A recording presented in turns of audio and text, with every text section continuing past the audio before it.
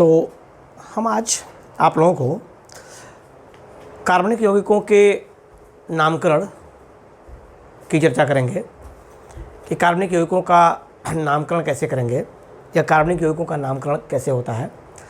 सबसे पहले बात ये आती है कि नामकरण का मतलब क्या होता है। तो देखिए, नामकरण का मतलब होता है नाम रखना, किसी भी चीज़ का नाम रखना। अब आदमी नामकरण करते क्यों हैं? तो नामकरण करते हैं उस वस्तु या व्यक्ति या जो भी है उसकी पहचान करने के लिए। जैसे दरवाज़ा है तो दरवाज़ा नामकरण हो गया, खिड़की है नामकरण हो गया। तो दरवाज़ा जो हमने कहा तो हमारे सामने एक दरवाज़ा आ गया कि ये जो है इसको दरवाज़ा कहेंगे, या इस तरह की एक वस्तु है जो दरवाज़ा कहलाएगा। खिड़की हमने कह दिया तो खिड़की की संरचना हमारे दिमाग में आ गई। हमने बेड कह दिया तो बेड की संरचना हमारे सामने आ गई। तो नामकरण का मतलब होता है नाम रखना, और नाम रखने का उद्देश्य होता है कि उस नाम से हमको उस वस्तु के बारे में या उस व्यक्ति के बारे में या जो भी चीज़ है उसके बारे में पता चल जाए कि वो क्या है, वो क्या है।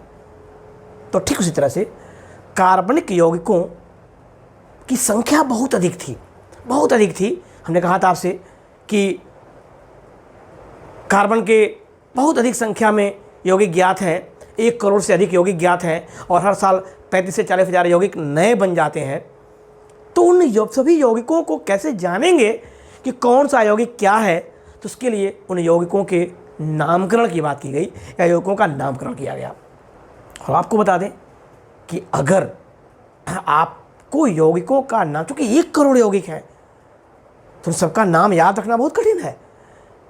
और जब तक नाम नहीं याद करेंगे आप, तब तक आप उस यौगिक के बारे में नहीं जान पाएंगे। यानी कि कार्बनिक यौगिक को अगर समझना है आपको, तो आपको सबसे पहली चीज़ समझनी पड़ेगी कि उसका नाम कैसे रखेंगे।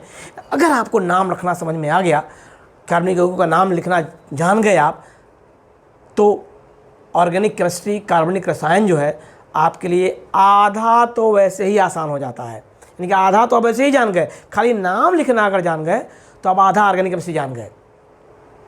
अब बात आती है कि नामकरण करेंगे कैसे। तो ऑर्गेनिक यौगिकों का नॉमेनक्लेचर जो है, nomen CLEA clutcher of organic compounds, यानी कि कार्बनिक यौगिकों के नामकरण के लिए या कार्बनिक यौगिकों का नाम लिखने के लिए 2 विधियां दी गई, 2 पद्धतियां प्रचलित हैं। और एक क्या है? तो पहली पद्धति है निरर्थक या साधारण नाम पद्धति। साधारण या निरर्थक नाम पद्धति, ट्रिवियल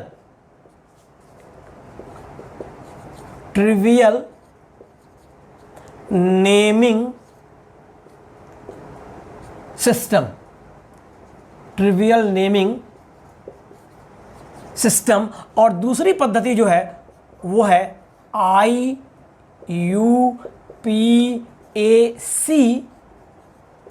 नाम पद्धति, IUPAC नेमिंग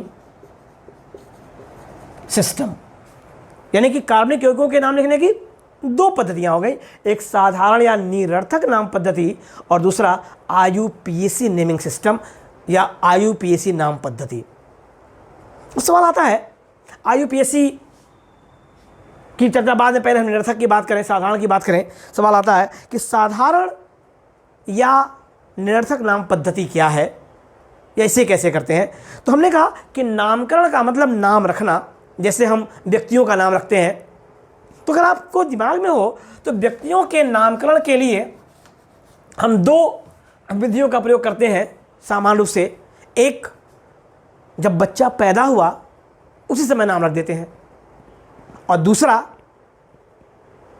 बच्चा के पैदा होने के बाद पंडित जी आते हैं और पतरा लेकर के ग्रह नक्षत्र सब देखते हैं और देख करके कहते हैं नहीं, लड़के का नाम ये रहेगा। तो जो पहला है वो क्या हुआ, वैसे ही रख दिया गया, यानी कि उसमें किसी नियम का पालन नहीं किया गया।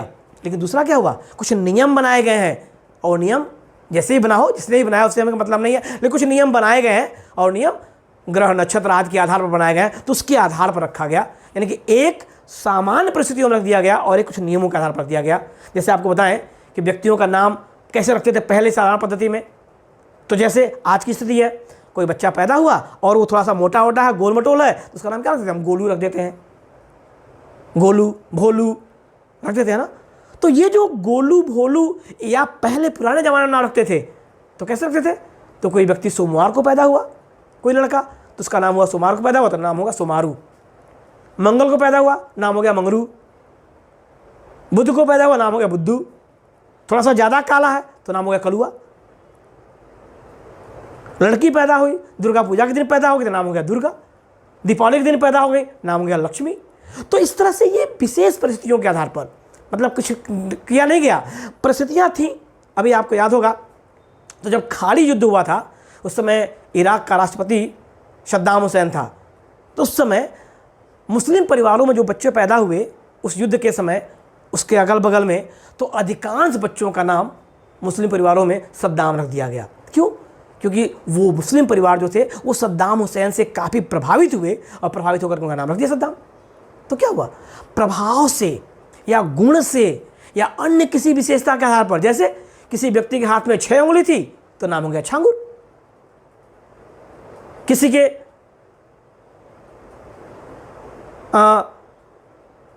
कान में छेद था तो नाम हो गया छेदी। तो इस तरह से विशेष परिस्थिति के आधार पर, गुण के आधार पर नाम रख दिया गया, उसमें किसी नियम का पालन नहीं किया गया, तो उस पद्धति को कहा गया निरर्थक नाम पद्धति। लेकिन जब वही पंडित जी आ गए और ग्रह नक्षत्र पत्रा उत्तरा देख करके नाम लिखे तो क्या हो गया? वो तब वो हो गया एक सामान्य नाम और वो एक नियमों के तहत रखा गया नाम। ठीक उसी तरह से कार्बनिक यौगिकों के नाम की भी 2 पद्धतियां हैं। एक है निरर्थक, जिसमें किसी नियम का पालन नहीं होता है। यह यौगिक के गुण, यौगिक की विशेषता, अन्य किसी यौगिक से संबंध, यौगिक के स्रोत आदि के आधार पर रसायनज्ञों द्वारा स्वेच्छा से रखा गया नाम है। यानी कि रसायनज्ञों ने अपनी इच्छा से नाम रख दिया। और कैसे? तो यौगिक के गुण को देख करके, यौगिक के किसी अन्य यौगिक से संबंध को देख करके, यौगिक की किसी विशेषता को देख करके, यौगिक कैसे प्राप्त हुआ, स्रोत क्या है, उस स्रोत को देख करके जो नाम रख दिया गया, तो उस पद्धति को कहा गया साधारण नाम पद्धति। यह नाम जो थे वो नियमों पर आधारित नहीं थे, रसायनज्ञों की स्वेच्छा पर आधारित थे, उनकी इच्छा पर आधारित थे। ये नाम छोटे होते हैं, इसलिए इनको याद रखना आसान होता है। लेकिन इन नामों से यौगिक की संरचना, यौगिक के अन्य किसी विशेषता या अन्य यौगिक के गुण आदि के बारे में कोई जानकारी नहीं मिलती है। इसलिए इन यौगिकों का रसायन विज्ञान की दृष्टि से या रसायन विज्ञान के उद्देश्य से कोई महत्व नहीं है या कोई विशेष महत्व नहीं होता है। अब कैसे नाम रख दिए गए? तो जैसे कुछ एग्जाम्पल बताएं आपको। तो यौगिक था CH4, इसका नाम रख दिया गया मार्स गैस। मार्स गैस क्यों? क्योंकि मार्स का मतलब होता है दलदल, दलदल। क्योंकि यह गैस दलदली स्थानों से खोजी गई। दलदली स्थान जहाँ पानी है और मिट्टी गीली है और उसमें अगर घुस जाइए तो धंसते जाते हैं, तो वो दलदल का है। तो दलदली स्थानों से इस गैस की खोज की गई, इसलिए दलदल मार्स के आधार पर इसका नाम क्या पड़ गया? मार्स गैस पड़ गया। बाद में इसका नाम रखा गया या फायर डैम्प, इसे फायर डैम्प भी कहा गया। क्यों कहा गया? तो क्योंकि यह गैस कोयले की खदानों से भी प्राप्त हुई, कोयले के खान जो थे, और जब यह वायु के साथ मिल जाती है यह गैस, तो वायु के साथ मिल करके विस्फोटक मिश्रण बनाती है, विस्फोट के साथ जलती है। इसीलिए इसका नाम क्या रख दिया गया? फायर डैम्प रख दिया गया। जिसका मतलब तो ये हुआ कि जो भी गैस दलदल से प्राप्त होगी या कोयले की खान से प्राप्त होगी वो सब मार्स गैस हो गए। तो ये बताइए, तो जब सब मार्स गैस हो गए, जैसे फास्फीन है वो भी दलदल से प्राप्त की गई थी, तो अगर हम मार्स गैस, तब उसका भी नाम मार्स गैस हो गया। फास्फीन PH3 यह भी दलदल से प्राप्त हुई थी, तो इसका भी नाम मार्स गैस हो जाती है। और भी गैसें होंगी जो प्राप्त हुई होंगी दलदल से, तो उन सबका भी नाम मार्स गैस हो जाती है। तो ये बताइए, तब मार्स गैस पूछा जाए कि मार्स गैस बताइए कौन है, तो किसको बताते आप? मेथेन को बताते कि PH3 को बताते? कन्फ्यूजन होती। इसलिए हमने कहा कि इन नामों का रसायन की दृष्टि से कोई विशेष महत्व नहीं है, लेकिन चूंकि ये नाम छोटे होते हैं इसलिए इनको याद करना आसान होता है। दूसरा HCOOH, इसका नाम रखा गया फार्मिक एसिड। फार्मिक एसिड क्यों रखा गया? क्योंकि एक शब्द है फॉर्मिका। फॉर्मिका मतलब होता है रेड एंट, लाल चींटियां। तो चूंकि इस गैस को लाल, इस फार्मिक अम्ल को, गैस नहीं फार्मिक अम्ल को लाल चींटियों से प्राप्त किया गया था। कैसे? तो लाल चींटियों का आसवन करके, लाल चींटियों के आसवन से इसको बनाया गया था। तो लाल चींटियों के आसवन से बनने के कारण इस गैस का नाम जो है वो फार्मिका रख दिया गया। फार्मिका क्या था? फार्मिक अम्ल रख दिया गया। तो फिर लाल चींटी से कैसे प्राप्त हुआ? लाल चींटी से कैसे प्राप्त हुआ? तो जब लाल चींटी काटती है तो दर्द होता है ना, तो वो दर्द इसीलिए होता है क्योंकि जब वो काटती है तो आपके शरीर में यही फार्मिक अम्ल छोड़ देता है, इसीलिए दर्द होता है। हड्डे में भी पाया जाता है, हड्डा मधुमक्खी बिच्छू में भी पाया जाता है। तो हड्डा जब डंक मारता है तो क्या होता है? बहुत तेज दर्द होता है। क्यों? क्योंकि चींटी छोटी थी तो उसने आपके शरीर में थोड़ा सा फार्मिक अम्ल छोड़ा, और हड्डा और बिच्छू चूँकि बड़े हो गए तो इन्होंने आपके शरीर में ज़्यादा फार्मिक अम्ल छोड़ दिया। तो ज़्यादा छोड़ दिया इसलिए क्या हुआ? दर्द ज़्यादा होने लगा। तो उनसे प्राप्त किया गया, इसलिए फार्मिक अम्ल। इसीलिए गाँव में कहा जाता है कि जब हड्डा काट दे तो चूना लगा देना चाहिए। क्यों? क्योंकि ये अम्ल है, और चूना CaOH ट्वाइस क्षार है। तो जब हड्डे ने काटा आपको तो उसने आपके शरीर में छोड़ दिया फार्मिक अम्ल, और उसमें आपने चूना लगा दिया, यानी कि क्षार। और आप जानते हैं कि अम्ल और क्षार क्रिया करते हैं तो लवण, सॉल्ट और वाटर जल बन जाता है, सॉल्ट और वाटर बन जाता है। तो जैसे ही एसिड और बेस क्रिया करेंगे सॉल्ट और वाटर, लवण और पानी बनेगा। तो ये था, इसलिए दर्द हो रहा था। जैसे ही आपने चूना लगाया ये दोनों क्रिया कर गए और ये खत्म, सॉल्ट बन गया। और जब सॉल्ट बन गया तो जब ये रहेगा तब ना दर्द होगा। सॉल्ट बन गया तो मैंने खत्म हो गया, खत्म हो गया दर्द भी खत्म हो गया। इसलिए चूना लगाने के लिए कहा जाता है। तो लाल चींटियों से सबसे पहले प्राप्त किया गया, लाल चींटियों के आसवन से प्राप्त किया गया, इसलिए इसे फॉर्मिका के आधार पर क्या कहा गया? फॉर्मिक अम्ल कहा गया, या ये फॉर्मिक अम्ल कहलाया। तीसरा यौगिक हम लिखे CH3COOH, इसे कहा गया एसिटिक अम्ल। इसका निरर्थक नाम है एसिटिक अम्ल, एसिड, एसिटिक एसिड। क्यों? तो एक शब्द है एसिटो। एसिटो इसका मतलब होता है विनेगर। विनेगर यानी कि सिरका। तो यह सिरके का अम्ल है। किसका अम्ल है? सिरके का। सिरके में यह पाया जाता है, यानी कि इसकी खोज सिरके से हुई थी। तो सिरके से खोज होने के कारण विनेगर, एसिटो विनेगर के आधार पर इसका नाम क्या दिया गया? एसिटिक अम्ल रख दिया गया। चौथा एक और लिखे हम आपको CH3OH, नाम रखा गया इसका मेथिल एल्कोहल। मेथिल एल्कोहल क्यों?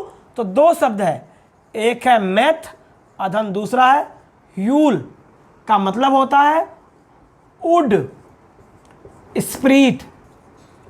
वुड स्प्रीट, लकड़ी का स्प्रीट, लकड़ी का तेल। आपने कभी लकड़ी जलाया होगा तो आप ध्यान देते होंगे कि लकड़ी का यह सिरा जलाते हैं आप तो इस सिरे पर द्रव की कुछ बूंदें, पानी की कुछ बूंदें दिखाई देती हैं। उन बूंदों में, ये जो पानी की बूंदें दिखाई दी, उन बूंदों में यह अम्ल होता है। इसके साथ साथ और भी होते हैं, एसीटोन होता है, एसिडिक अम्ल होता है, वो भी होते हैं, लेकिन यह भी अम्ल होता है। तो चूंकि इसकी खोज उसी लकड़ी से जो द्रव की बूंदें प्राप्त हुई, उन द्रव की बूंद से इसका खोज हुआ था, इसीलिए इसको वुड स्प्रीट के आधार पर मेथनॉल मेथिल एल्कोहल नाम दिया गया। मतलब कि इन यौगिकों के नामकरण के लिए कोई नियम नहीं लगाया गया।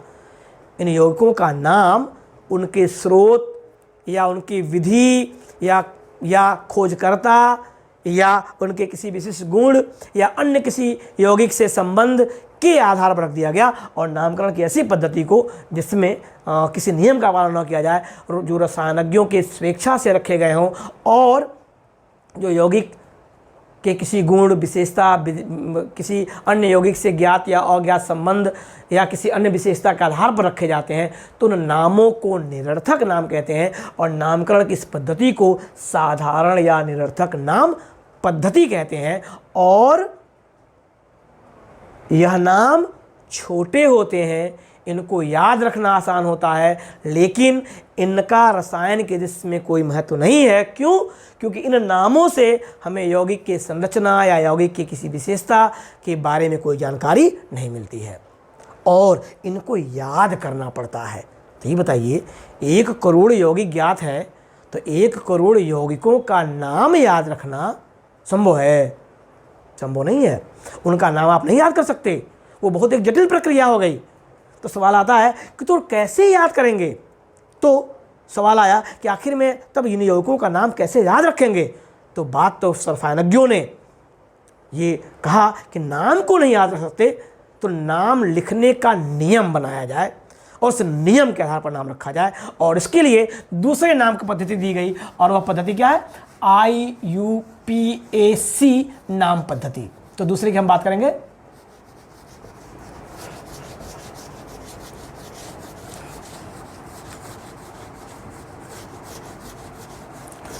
तो सेकेंड नाम पद्धति, और वो क्या है? IUPAC नाम पद्धति। सेकेंड IUPAC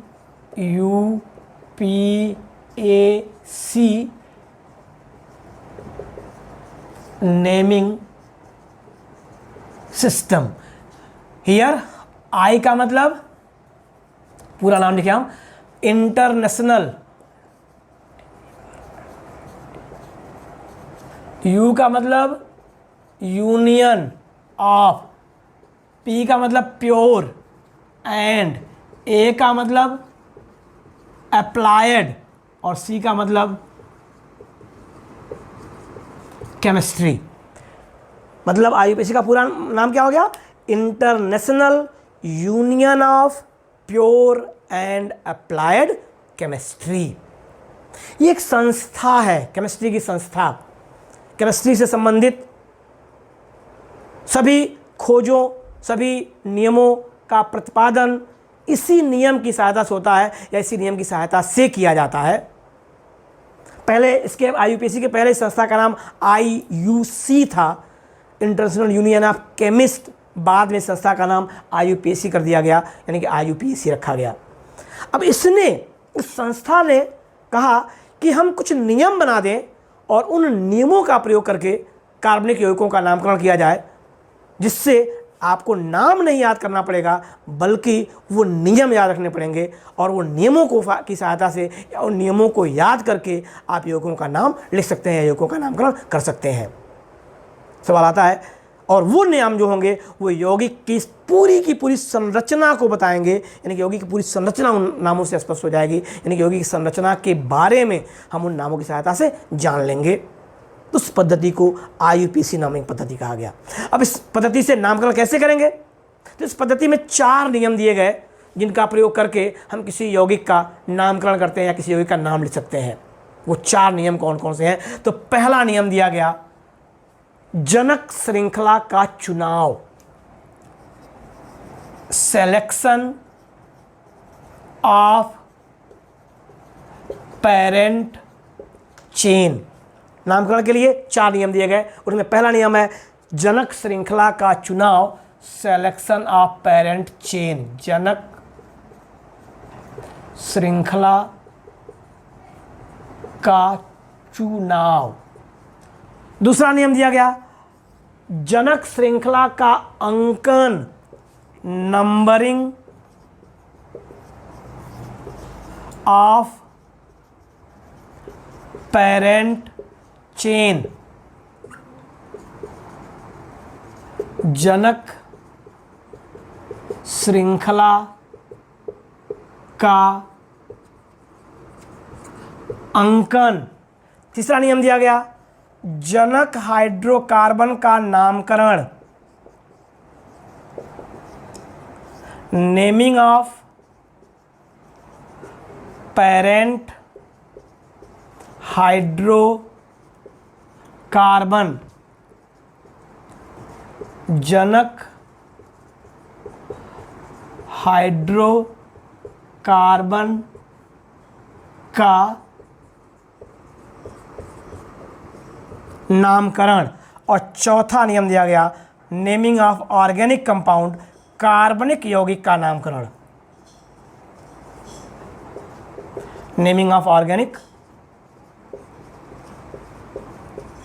कंपाउंड्स,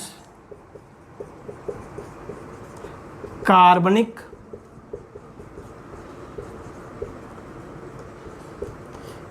यौगिकों का नामकरण। यानी कि 4 नियम दिए गए और हम किसी भी कार्बनिक यौगिक का नाम इन 4 नियमों का प्रयोग करके आसानी से कर सकते हैं। मतलब हमको अब 1 करोड़ यौगिकों का नाम नहीं याद रखना है, हमको याद क्या रखना है, ये 4 नियम याद रखने हैं। और इन 4 नियमों का प्रयोग करके हम किसी भी कार्बनिक यौगिक का नाम लिख सकते हैं और वो नाम जो इन 4 नियमों की सहायता से रखे जाएंगे, उन नामों को यौगिक का IUPAC नाम कहते हैं। और नामकरण की इस पद्धति को IUPAC नाम पद्धति यानी कि IUPAC नेमिंग सिस्टम कहते हैं। और यह नाम यौगिक की पूरी संरचना को बताता है। यानी कि IUPAC नाम के द्वारा हम पूरी तरह से ये जान सकते हैं कि उस यौगिक में कितने कार्बन हैं, कौन सा क्रियात्मक समूह है, कौन सा बॉन्ड है, क्या कहाँ जुड़ा हुआ है, इन सब की चर्चा या इन सब के बारे में हम सिर्फ नाम की सहायता से जान सकते हैं। अब हमें इन 4 नियमों की बात करनी है कि 4 नियम क्या हैं। तो नियमों की चर्चा हम अपने अगले वीडियो में करेंगे, तो उसकी चर्चा अगले वीडियो में होगी। Thank you.